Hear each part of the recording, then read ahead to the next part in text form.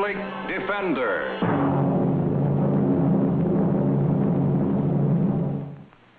The public defender is a public servant employed by the community and responsible for giving legal aid without cost to any person who seeks it and is financially unable to employ private counsel. It is his duty to defend those accused of crime until the issue is decided in a court of law. The case you're about to see started out as a 3-line news item on page 16 of the largest newspaper in the city and ended up with headlines on page 1.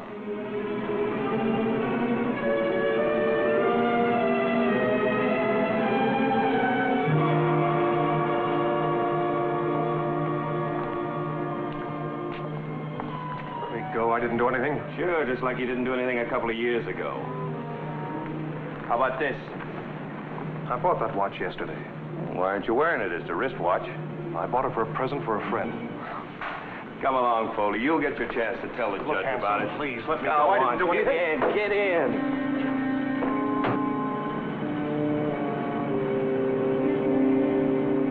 What were you doing at that jewelry counter, Ray? I was looking at a watch. There was a sale on and I needed one. Lieutenant Hanson reports that he saw you pocket a watch. That's not true. I had enough money to buy one. I was going to buy one. Then I saw Hanson, and I remember what he did to me last time. What about that signed confession, Ray? The district attorney will introduce that as evidence. I had to sign that, Mr. Matthews. Hanson beat me until I did. Look here and here. Hanson's fist did that. He cuffed me all around that room till I couldn't see. I didn't know what I was doing. He wouldn't let me go until I signed it. Or wasn't there another officer present during the questioning? For a while, then he went out for some coffee. I saw Hanson give that other detective the high sign. He wanted him to leave so he could be alone with me, so he could make me confess. I'll see what I can do, Ray. Believe me, Mr. Matthews, I didn't try to steal anything. Get me a trial soon. Let the judge and jury see what Hanson did to me. That confession doesn't mean a thing. There were several puzzling factors about the Foley case, but my only concern was to defend my client against the charges that were brought against him. Hello, Ed. What's on your mind? Read my paper today? Oh, I haven't had time. Read that building fraud article. We've got those contractors dead to rights. Yeah, nice work, Ed. I'll have to read it later. I got too much on my mind now. Like, Ray Foley? Like Foley and about a dozen others. What's your interest in Foley? He sneaked this letter out with a prisoner who was released last night. The editor got it this morning. It's big news, Bart. Police brutality has no place on the American scene. The boss wants to splash it front page. Let's work on it together. I don't like this any more than you do, Ed. If it's true. It's true, all right. The police department has rights, but they don't include beating confessions out of prisoners. Now, let's cooperate on this, and we can bring that strong-arm stuff right out into the open and have a few guys like Hanson fired off the force. My job is to defend Foley, not to prosecute a member of the police department for alleged brutality. Alleged? I just saw that kid. Hanson beat that confession out of him. Possibly. But it's my client's word against Hanson's. Don't be naive. Foley isn't the first one to be forced into signing a confession. The DA will dangle it in front of the jury, and that poor kid will be sent to the joint for 10 years. If Foley is innocent of that shoplifting charge and he was coerced into signing that confession, he'll go free. How? By getting the proof. Well, that's why I'm here, Bart. Now, we can work together on this. The newspaper will give us all the help we need. I don't like this, Williams. I don't want you to make any unsubstantiated charges. I've always worked with the police department, and I intend to maintain a good relationship. This would kill it. A good relationship with a bunch of sadists. Not a bunch, a few rare exceptions. No, Ed, I'm not going to work with you. I'm not going to let you use the public defender's office to sell your newspapers. Okay, I'll do it myself. Take a look at the front page tomorrow. Hold it, Ed. Now, my advice is to be careful. There are laws that protect citizens, even policemen, from slander and libel. Now, this front page could cost your newspaper a lot of money. I understand legal fees come pretty high outside of the public defender's office. I'll take my chances.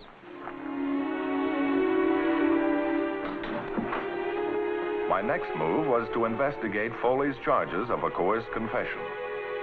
That's all. Now, Mr. Matthews. Foley. Here it is. I mugged him at 8:15 that night. How long did it take? Oh, just a few minutes.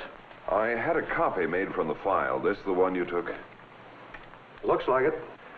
There were no cuts or lacerations on his face?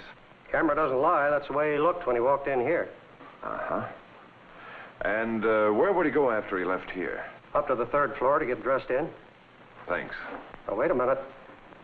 Lieutenant Hanson was waiting for him. I think he took him to his office for questioning. Thanks. Next man.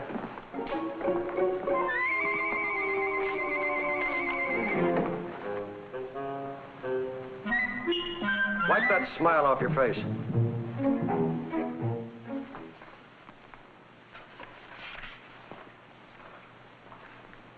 I took Foley in at 9:50. Now, let's see. That would mean he was in with Lieutenant Hanson for an hour and a half. Well, I wouldn't know about that. They sent him up here. I put him away. Now, what was Foley's condition when you took him into the cell? Condition? He looked sober to me. No, I mean his face. Was it cut, bleeding? Why all the questions? Well, it's Foley's contention that Hanson forced him into signing a confession, used his fist to get it. Now, how was Foley's face when you took him into that cell? I didn't notice. It was dark. I just took him back to Tank 3 Easy and locked him up. Why don't you ask the lieutenant? Now, Foley said that he asked for hospital care. That's right. And what time was that? 11:10. I sent a trustee up with him. Well, did you happen to notice how his face looked when he came out of the cell? I didn't notice. Oh, thanks. Thanks very much. Yes, sir, I remember Foley. I took care of him. What was his condition? Very badly beaten up. Cuts, bruises. Well, what would you say was the cause of the wounds? Apparently a fight. What about his hands? Were there any knuckle bruises, as if he had fought back? No, I don't think so. There's no indication of it here. Well, thank you, nurse. You've been very helpful.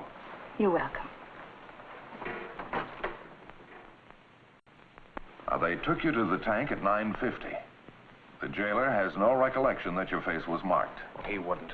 He's a cop. They're all alike. They stick together. Now, why did you wait until after 11 o'clock before asking for hospital treatment? Well, I thought the bleeding would stop, but it didn't. It began to hurt, and I couldn't sleep. Uh-huh. Now, 2 years ago, you were arrested by Hanson for stealing a car. How did you plead? Guilty? Yeah. I was running around with a couple of fellows. I didn't know any better. But I haven't done anything like that since. Up until a couple of weeks ago, I've been working at the factory. I got laid off, but they promised to call me back. And how did Hanson treat you at the time of that arrest? Rough. He pushed me around plenty. He didn't have to. I told him I was guilty, but that didn't stop him. Now, there were 3 men in that cell when you came in. They could witness the fact that you were cut and bleeding. If we could find them, but they've all been released. Transients. Well, what do you want them for? Get me a trial soon. Let the judge and jury see what Hanson did to me. One look at me and they'd know he forced me to sign that confession. I'd rather have the proof. I'll talk to you again, Ray.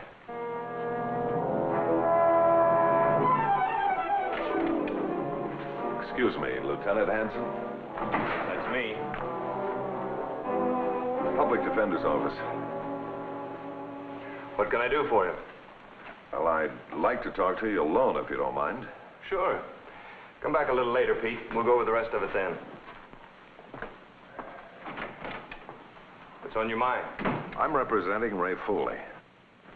You've got nothing to represent. I caught him cold. Do you mind telling me about it? Foley stole a watch in a department store. I followed him outside. I arrested him. The watch was in his possession? It was. It's all in the report. He signed a confession. Well, Foley says that confession was obtained by force. Foley's a liar. I didn't touch him. Well, an hour and a half is a little long to question a prisoner, isn't it? Some of them we questioned for days. I just sat there and looked at Foley until he spilled. Are you sure, Hanson? You sure you didn't beat him up while you were looking? Move along, Williams. I'm busy. My newspaper is interested in the Foley case. His story of the confession and yours seem to differ a little. I don't have to tell you anything, Williams. Maybe you'd better go, Ed. I'd like to discuss this with the lieutenant alone. The public's got a right to know what's going on. We got a letter from Foley stating that you darn near tore his head off getting that confession. What have you got to say about it? I say the kid's nuts. That's no explanation. What did you use? Your hands, a bat, a rubber hose? All right, let's take it easy. No reason to lose our tempers. Get him out of here, Matthews. You don't scare me, Hanson. I'm not behind the bars. You're not clubbing a confession out of me. I'm warning you. Just because you've got a badge doesn't give you the right to slap people around, even if they are criminals. I didn't slap anybody around. I tell you, the kid's lying. I don't believe you. Neither does anybody down at the newspaper. We think that you muscleheads ought to be blown right out of the department. And I'm lighting the fuse under you right now. And we're not going to stop until you and every cop like you is off the city payroll.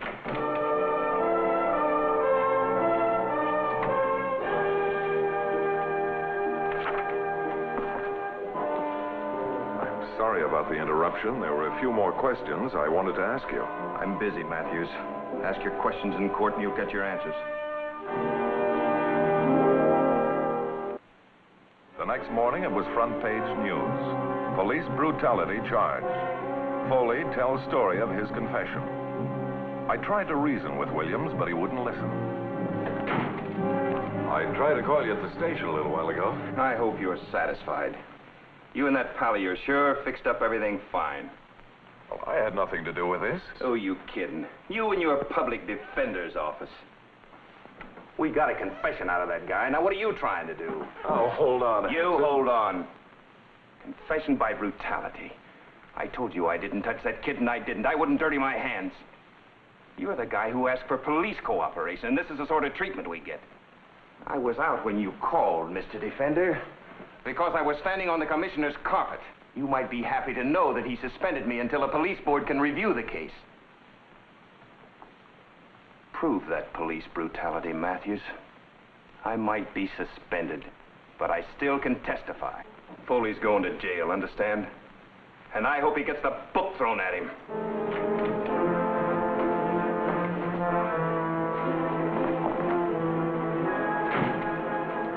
Well, the lieutenant seems to be perturbed. He has reason to be. He was just suspended. That's great. A few more days of that, and we'll have the mayor and the council demanding a full-scale investigation of the entire dirty mess. Now, as far as I'm concerned, Ed, this story is nothing but rank sensationalism. You had no evidence, no justification, whatever, for publishing it. I'm not worried. The story is the truth. Is it? How can you be sure Hanson did touch him? Where's your proof? I got plenty. I got Foley's letter. Forget the letter. That's only Hanson's word against Foley's. I don't want to see Hanson or anyone else crucified unless I know that he's guilty. I've got to have proof that Foley was beaten up before he entered that cell.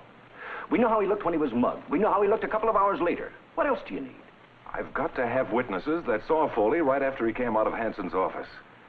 If only I could locate one of the prisoners that was in the cell when he came in. A waste of time. We've got this guy Hanson cold. And I say that we haven't. I have to have a witness. I might have gone to the police and asked for their cooperation, but you ruined all of that by blasting that story. All I know, nobody is charging us with libel or slander. You know why? Because that story is the truth. That boy was beaten. That confession was beaten right out of him. And you want to know something else? I'm going to keep that story going until Hanson and all the other mugs like him are kicked right out of the police department. There was no arguing with Williams. His mind was made up. I still had my job to do, to find that witness. 3 bits of humanity, any one of which could corroborate Foley's charges of brutality. I found the wife of one of those men. She hadn't seen her husband since he left jail. Apparently, she had no desire to see him again. The mother of the second one didn't know her son's whereabouts either.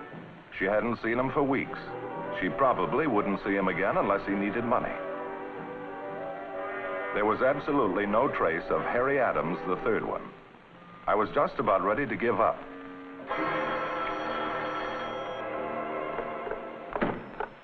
Hello. Yes, this is Matthews. Who? You heard me, Hanson. I understand you're looking for a few witnesses. I found one, in case you're interested. Well, where are you? I'll be right over. Where is he? In the booth? Well, I didn't know you were helping us, Hanson. Thanks. Not you, Matthews. I'm helping myself. You didn't talk to him? I didn't push him around, if that's what you mean. This is Harry Adams in the natural state. I knew he was a boozer, so I covered every joint in town. Hey, Adams. Adams. It won't work. He's boiled. He must have had a gallon. Is there a steam bath around here? A couple of blocks north. Now, let's get him on his feet and see if we can get him sobered up, pal. Adams had a bender to end all benders. It took 3 hours to steam the alcohol out of him. Sit down, Harry. Make yourself comfortable. I don't know what you fellas want with me. I ain't done anything wrong. Say, I've seen you before. You're a cop. Honest, I ain't done anything wrong. I know you haven't, Harry. I just wanted to ask you a few questions. But I don't know anything. I can't help you. You know, I can't help myself sometimes. Do you know Ray Foley? Foley? Now, there's nothing to be frightened about, Pop. Foley was one of the prisoners in your cell at the county jail. He was admitted the night before you were released. Well, I remember a couple of fellas. Saunders and Billings. Yeah, his name is, was there another one? I'll try to remember, Harry. He came in the night before you were released, about 10 o'clock. Here's his picture. Take a look at it. Yeah, he does look familiar. Maybe I know him if I saw him. Well, see, I don't want to get anybody into trouble. I just want to be left alone. I was hoping you could get somebody out of trouble, Harry. Out of trouble? Who are you calling? The attorney room. We'll get Foley down and see if Adams can't make an identification. Yeah, maybe an identification. Yeah.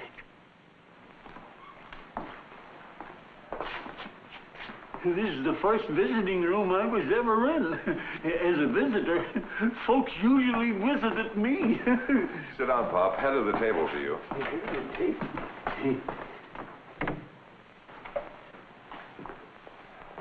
What are you doing here? Well, the boys told me you were holding a little conference with Foley. Mind if I sit in? I sure do. It's all right, Lieutenant. He might as well know what's going on.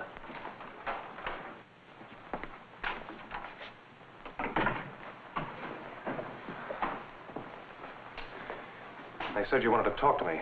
Said it was important. That's right, Ray. Sit down.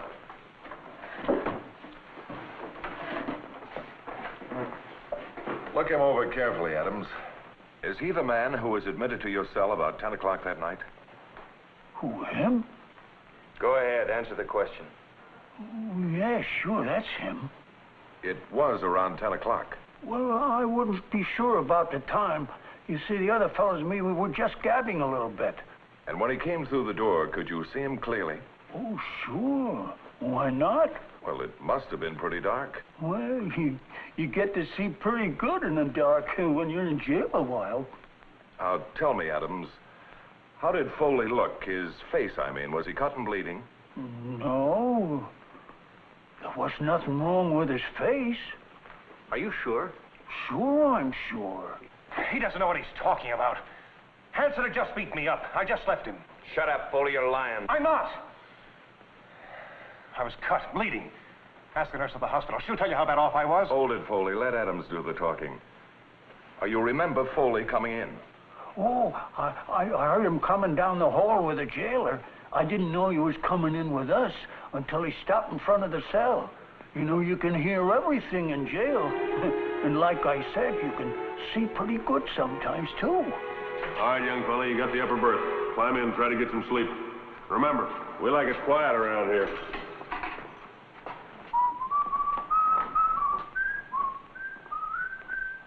Quiet, he says. And he's whistling all night. Old songs. Nothing but old songs.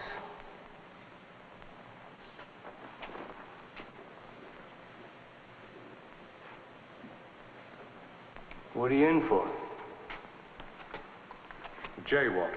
A wise guy, huh? Anybody got a cigarette? Why don't you buy your own? With what? Money. They took it all away from me when they booked me. Don't you know the regulations? Everybody's allowed to keep a couple of bucks a week for cigarettes and candy. I didn't know that. Who are you kidding? You know the score. You've been in before. I kind of sympathized with him.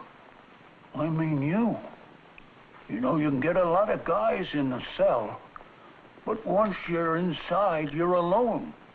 Well, after Foley got undressed, the other fellas and me, we just sat around and gabbed a little, and then we went to sleep, about a half hour or an hour after. I felt something touch my arm, and I woke up. I thought maybe Foley wanted a drink of water. He started going through my clothes. Hey, what are you doing? Nothing at all. Yes, you are.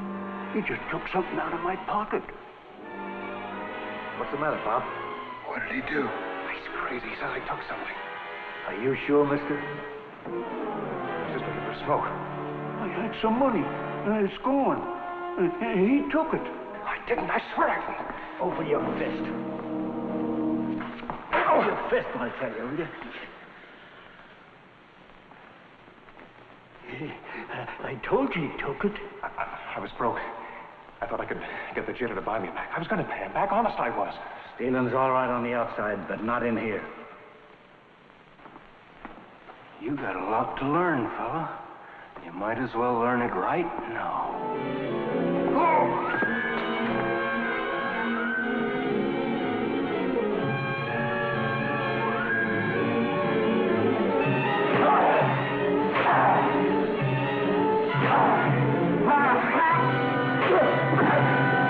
I didn't try to stop him. He had to learn. You know, it's a funny world in jail. A lot of crooks and no good living together. They don't have much, but what they got, you can't steal. You're not going to believe him. He's nothing but a drunk. Oh, I wasn't drunk that night, Foley. After 30 days in the tank, I was cold sober. He's lying. He's lying. Can't you see he's lying? Hanson told him to say that. He's trying to frame me. I'm sorry, Foley. I believe him. Well, you can't. I'm telling you the truth. It's a frame-up. Williams, you read my letter. You published it. You believe me. I don't know how to say this, Lieutenant. I made a mistake. A bad one. I apologize. I'll print a retraction tomorrow. You're the public defender. You're my lawyer. You can't believe a skid row bummer. He's the biggest liar in 17 counties. No, Foley, you are. And I'm going to have to plead you guilty. Then Hanson gets you, too. You're crooks. All of you. Nothing but crooks. This is a frame-up. A frame-up.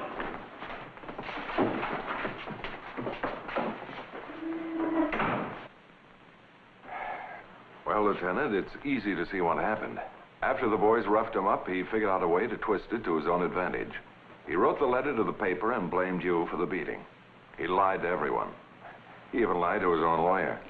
I'd appreciate it if you'd tell that to the police board. First thing tomorrow morning. Sorry I shot off my mouth. I guess we all need public defenders, even police officers. I'm glad you see our side.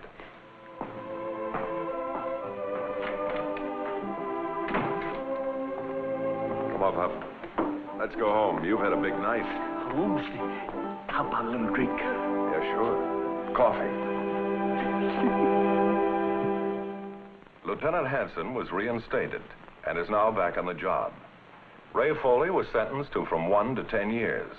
But the judge felt that Foley's malicious lying was an indication of instability and recommended psychiatric care while he was serving out his time. The case you have just seen was brought to a fair and just conclusion through the efforts of a public defender. Tonight, Philip Morris salutes public defender Elre E. Cuff, Los Angeles County, Los Angeles, California, and his staff for outstanding achievement in the cause of justice.